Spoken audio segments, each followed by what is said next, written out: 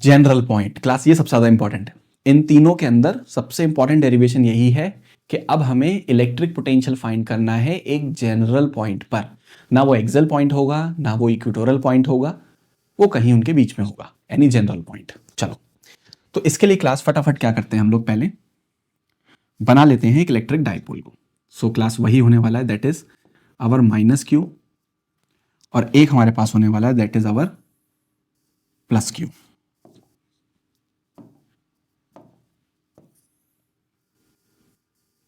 ठीक, एक हमारे पास प्लस क्यू, एक हमारे पास माइनस क्यू। बहुत बढ़िया। तो क्लास ये कहीं इसका मिड पॉइंट लेट्स से ओ। ठीक है, अब क्लास यहां से हमारे पास किसी आर या एक्स डिस्टेंस पर, किसी आर या एक्स डिस्टेंस पर एक पॉइंट दे रखा है P, and which is a general point, ना एक्सियल है ना इक्वेटोरियल है, ये P पॉइंट।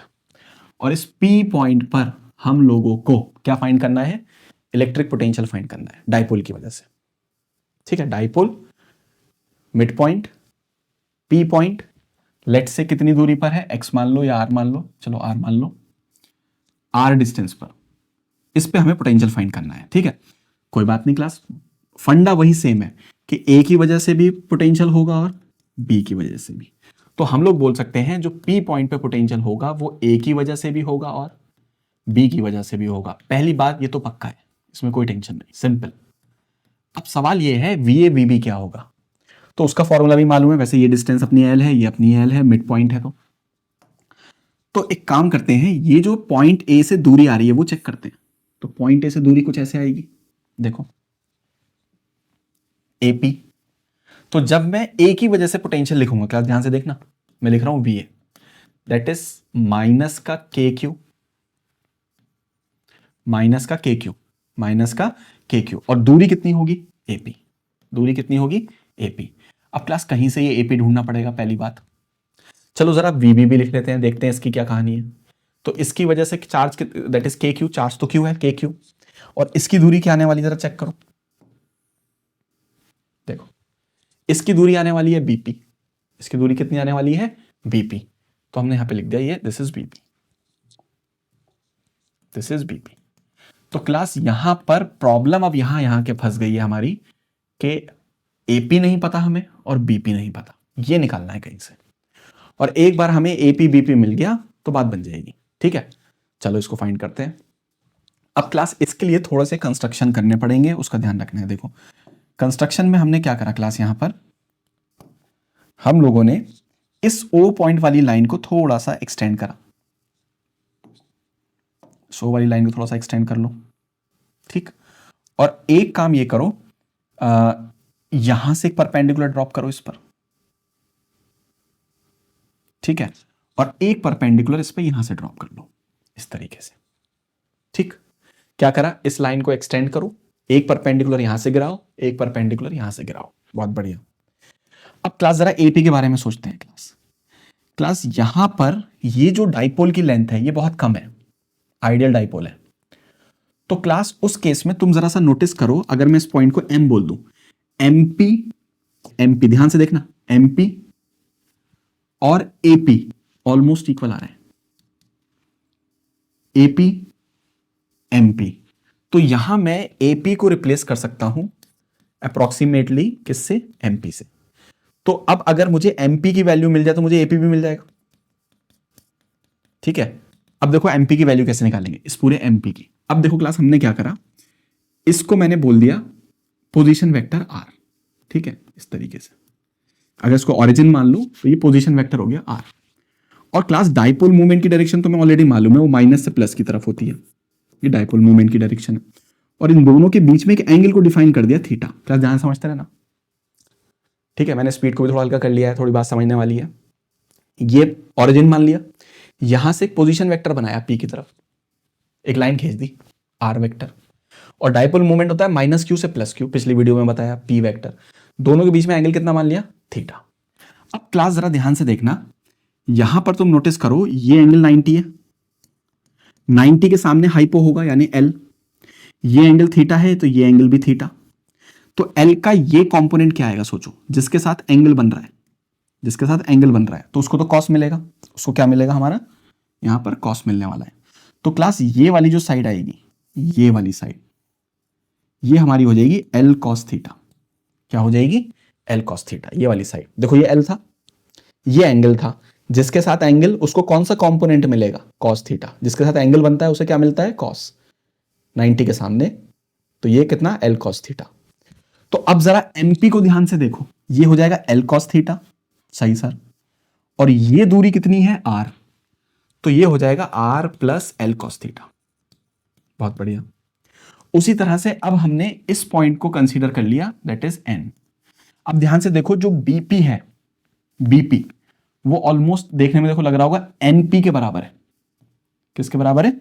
एनपी के बराबर है, सॉरी एनपी के बराबर है। बीपी एनपी के बराबर है। तो यहां पर मैं लिख सकता हूं जो अपना बीपी है वो ऑलमोस्ट एनपी के बराबर है। और वो कितना होगा? तो एनपी को अगर ध्यान से देखो क्लास, ये वाली साइड 90 डिग्री, उसके सामने एल, एल ने इसके साथ एंगल बनाया थीटा, तो ये भी एल कॉस थीटा। सर ये क्या हो गया? एल का ये कंपोनेंट, एल का ये कंपोनेंट एल कॉस थीटा। अब सोचो पूरा कितना, पूरी लाइन आर, आर में से इतना माइनस कर दो एल कॉस थीटा, तो क्या बचेगा? एनपी तो बचेगा ये वाला। ये वाली दूरी कैसे निकलेगी? इस पूरे में से ये माइनस कर दो, तो ये होगा r minus L cos theta. तो क्लास अब जरा ध्यान से देखो इनको, ये और ये हमें दोनों मिल गए, एपी भी मिल गया और बीपी। अब आगे का रास्ता तो समझ में आ ही रहा है, वैल्यू पुट करनी है। तो हम लोग लिखेंगे पी पॉइंट पर ए की वजह से क्या होगा? माइनस के क्यू।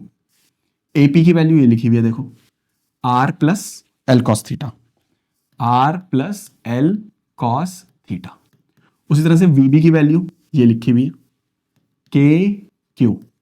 और बीपी कितना है? R minus L cos theta, r minus L cos theta.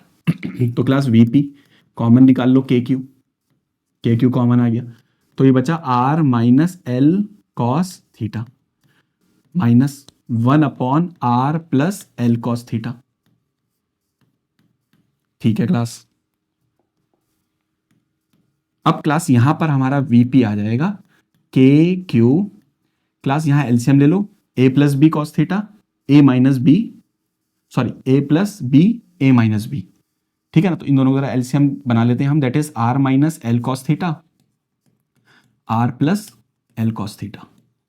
अब क्लास माइनस वाला है, प्लस वाला लिख दो यहां पर, that is R plus L cos theta और minus R minus L cos theta, जैसे पहले किया था। This is A plus B A minus B A plus B, तो ये हो जाएगा A square minus B square, ऊपर आएगा R plus L cos theta, minus अंदर ले जाओ, plus L cos theta upon are square minus L square cos square theta, a square minus B square. ये वाला क्लास देखो अपना कैंसिल हो गया, तो ये आ गया k q which is 2 l cos theta, l cos theta l cos theta upon में आ गया r square minus L square cos square theta. बहुत बढ़िया, वीपी पॉइंट पर आ गया। सर ये तो फिर देखा देखा लग रहा है, Q into 2L, Q into 2L। तो क्लास यहां पर Q इंटू 2L क्या बनेगा?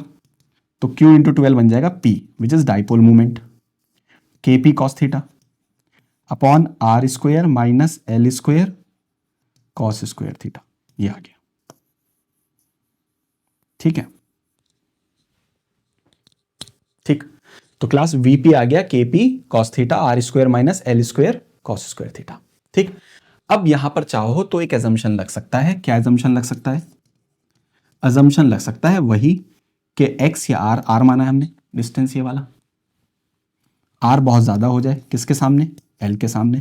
तो एल को निगलेक्ट कर देंगे तो ये वाला पूरा कॉम्पोनेंट टर्म जीरो में चला जाएगा। तो पोटेंशियल का फॉर्मूला सिर्फ कितना बचेगा? के पी कॉस थीटा अपॉन में कितना? R square. ये बचेगा क्लास। ठीक है, k P cos theta upon are square. ठीक। तो क्लास ये पूरा डेरिवेशन हमारा हो गया। जनरल पॉइंट का इंपॉर्टेंट है, जरूर करके जाना। ठीक है, तो dipole moment sorry electric potential पूछ सकता है इलेक्ट्रिक डाइपोल की वजह से कौन से पॉइंट पर? जनरल पॉइंट पर। ठीक। अब इसमें क्लास 1 मिनट के लिए मैं फिर से ये डायग्राम बहुत तेजी से बना देता हूं और मुझे कुछ बात करनी है यहाँ पर क्लास। ये अपना डाइपोल हो गया, डाइपोल मोमेंट P, ये कोई भी जनरल पॉइंट हो गया, और यहां पर हमने पोटेंशियल निकाला था P पॉइंट पर, है ना। और हमारा फॉर्मूला लास्ट में कितना आया, that is KP cos theta upon that is, इसको R माना था, R स्क्वायर। ठीक है क्लास, देखो ये तो आया था KP cos theta upon R square.